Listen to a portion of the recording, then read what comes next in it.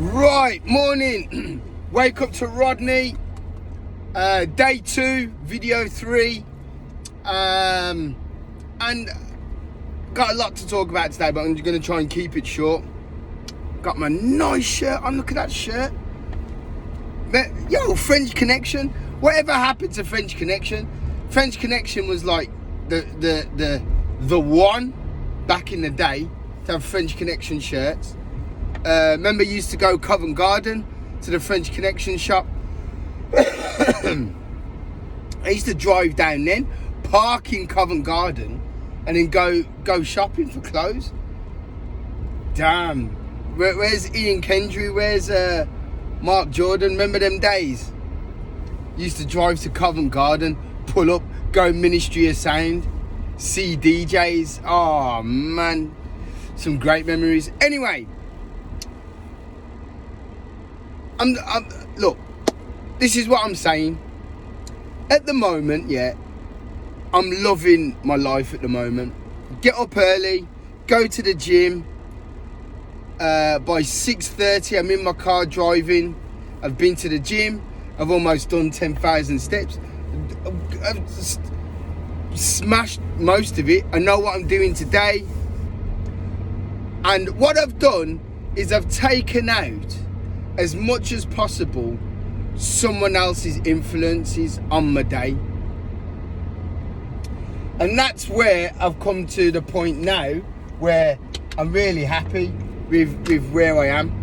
And that's because I've got more control of my day, and especially when I'm an ambitious, hard-working person, it's not difficult to utilise the day. To some people, it's Tuesday. To me, it's another day where I can achieve something great. I can achieve something great today. I already have before we even started. I'm one step closer to a lifetime goal. And that's because of the moves that I made yesterday is made me in a better position today. And tomorrow, when that thing gets shipped off, yeah, I'm again one step closer. So that's why I've got my seatbelt on. Now, normally I don't wear my seatbelt. But yesterday, people were moving mad on the roads. People were moving just madness on the roads. So, not me, other people. So I'm keeping myself safe so I can see my daughters grow up. Do you get what I mean? Anyway, Wake Up to Rodney is about business. So let's focus on business. Now, I was saying about myself. So the only thing I'd change or want to improve is, obviously, you need to be able to spend, you need 3 mil in the bank. And when I've got 3 mil in the bank, that's when I'd buy a Defender. I wouldn't buy a Defender before then. So if you see me in a Defender, you know I've got 3 mil in the bank.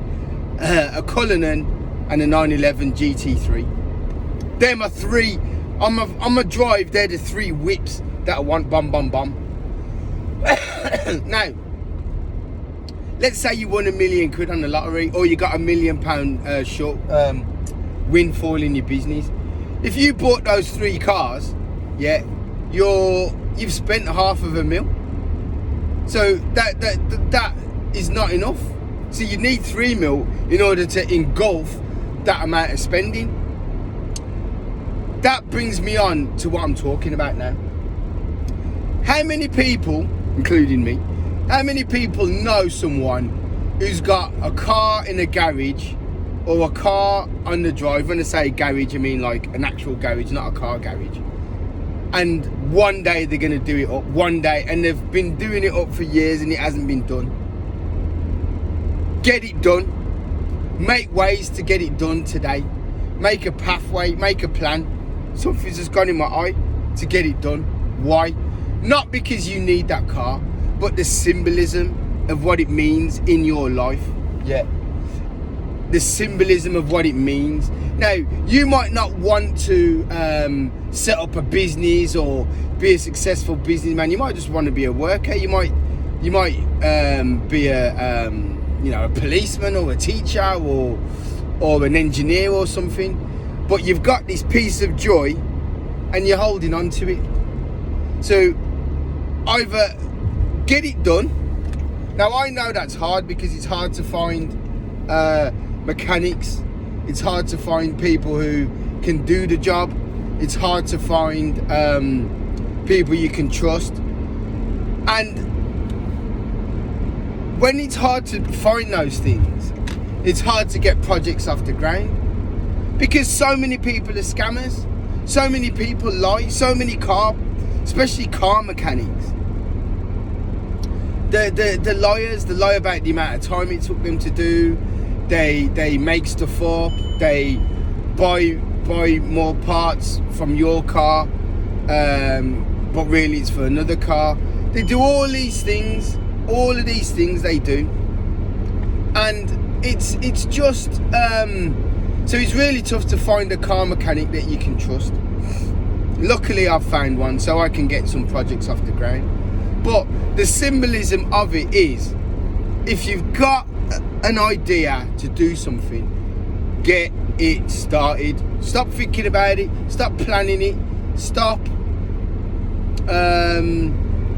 whatever, just get started and commit to it. Whatever it is, whatever the plan is. And the reason why I say that is because soon I believe there's going to be loads of cheap money, loads of cheap lending, because the economy is going to tank anytime soon. And they're going to need people spending. They're going to need the economy boost. And the only way to boost the economy under a Labour government, Labour will borrow big, probably from China, and they will flood the country with cheap money. So those people who normally wouldn't be able to get loans can now get loans. Not now, but in the near future. It's coming, trust me. And I don't mean payday loans. I mean mainstream lending. I mean government-backed schemes, government-backed business schemes, all those types of things. There's going to be a huge influx of cheap money very soon. And the reason why that's going to happen is because they're going to sort out Ukraine and stop sending money to Ukraine. And China is going to realise that we're going to need to... China's got loads of money. They need to dump it. And they'll dump it on the people who need it the most. So in the UK is like they're looking for payday loans themselves. So that's how the UK are moving. They're moving mad financially.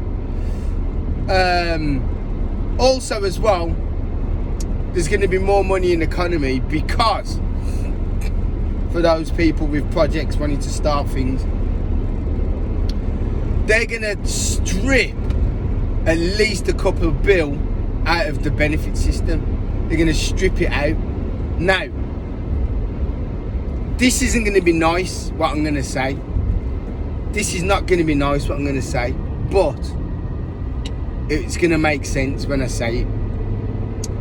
If somebody covers everything, or an entity covers everything for your life, what motivation is there for you to do anything? Now, do anything in terms of your future. Because what tends to happen is, if your life is fully covered by the DWP or Universal Credit, you rent, your after school care, your Universal Credit payment, if your life is completely covered by Universal Credit, you now find yourself, especially, that's why mental health, that's why so many people suffer with mental health, because everything's covered. There's no need for you or want for you, or for some people, not all, for some people, to want more. Yes, they might want a holiday. Yes, they might want a car. Yes, they might want to put their kids through a school trip. That's where payday loans come from. People get themselves into a bad mess with them, and the cycle continues. Now, how do you break that cycle? The only way for me that I can see that you break that cycle is you don't allow people to live completely off the DWP. You take away the ability for that to occur. You take away the efficiency of it. You don't cover all of the rent. If they get into rent arrears, they've got to deal with being evicted.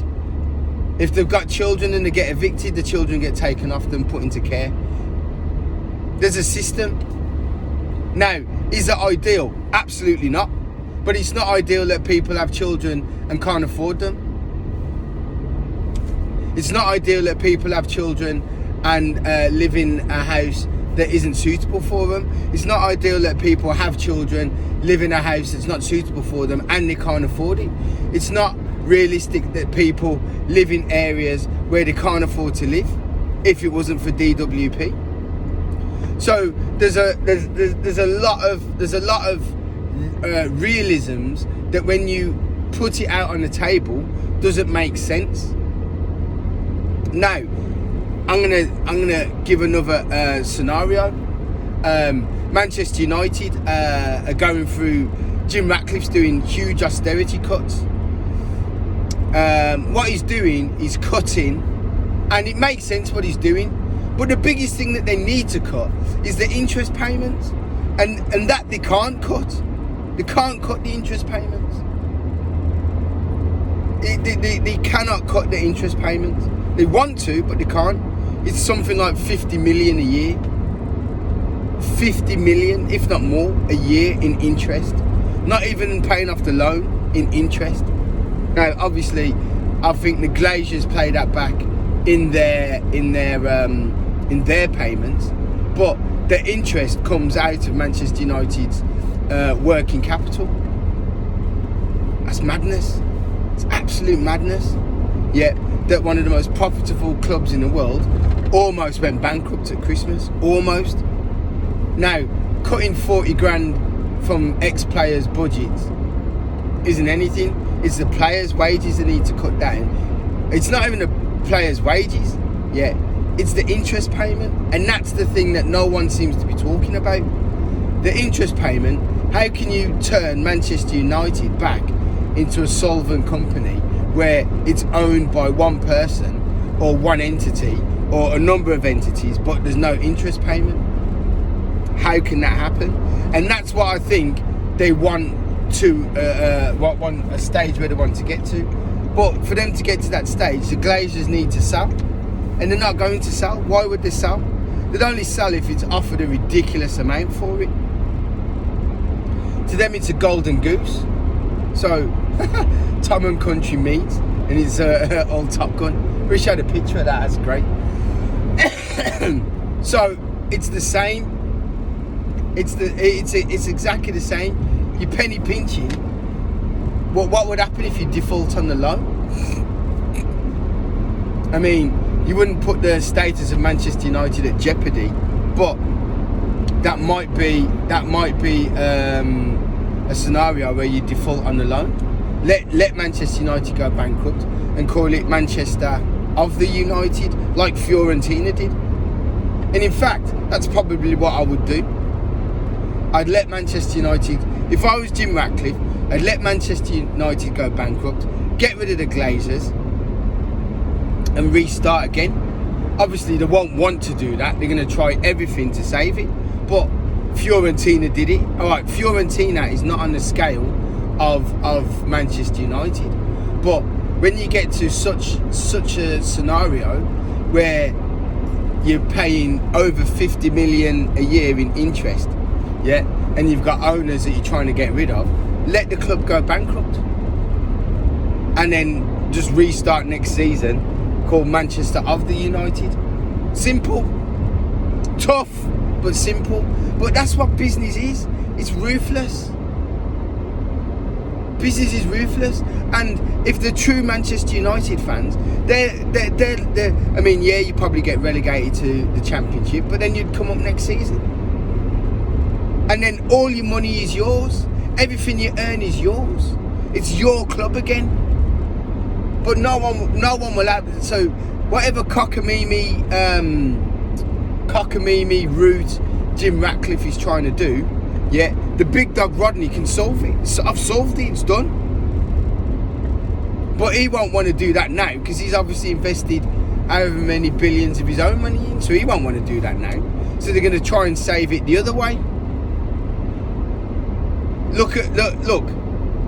I'm going. I was watching this morning. Elon Musk. Elon Musk is an apps. There's a reason why he's the richest man in the world. People think they're hurting him by trying to cyber attack X. The people think they're hurting him. They're not hurting him at all. They're making him stronger. They don't realise this. Yeah, they're trying to short Tesla stock. Yeah. Do you know what all that does? It makes the smaller shareholders panic, sell their shares. He can buy the shares of the smaller shareholders for a cheaper price. He owns more Tesla stock. Tesla goes back up again. Tesla's going to be the biggest car manufacturer in the world in years to come. Maybe not now, maybe not next year, but in the next 10 years, Tesla will because Tesla's going to invent cars that can do phenomenal things, and everybody will want them. That's it. It's that simple. So, and Tesla stock's going to go back up.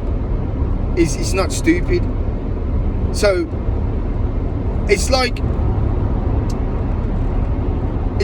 if you're a parent and you're telling your kids off, and you're trying to convince your children to see it from your point of view. A child can never see it from your point of view. Never. Because they don't. Some children can, some mature children can, but they can't. A child can never see whatever it is that you're trying to teach them from the parent's point of view. In the same way, Manchester United fans can't see Manchester United from anything other than a fan point of view. So they can see it as a fan point of view, but they can't see it as a business point of view. So when they're getting into debates and arguments and all that, they're seeing it as a fan. They're not seeing it as a business person. And Manchester United, take it or leave it, is a business. In the same way, somebody who lives entirely off the DWP, entirely, yeah. Now, let's say out of the 100% that do, yeah, 3 to 5% deserve it. 3 to 5% really deserve that DWP payment lifestyle coverage. That I'm going to call it coverage. They deserve that DWP coverage. 3 to 5%. Leave them. So they're fine. It's the other 95% that need work, that need effort, that need that jolt. Because then I guarantee you, they will find a way to make their life work. They will find a way. People are resilient, but that resilience is taken away when somebody covers it all for them. Yeah, and that's why I'm saying Manchester United, let it go bankrupt.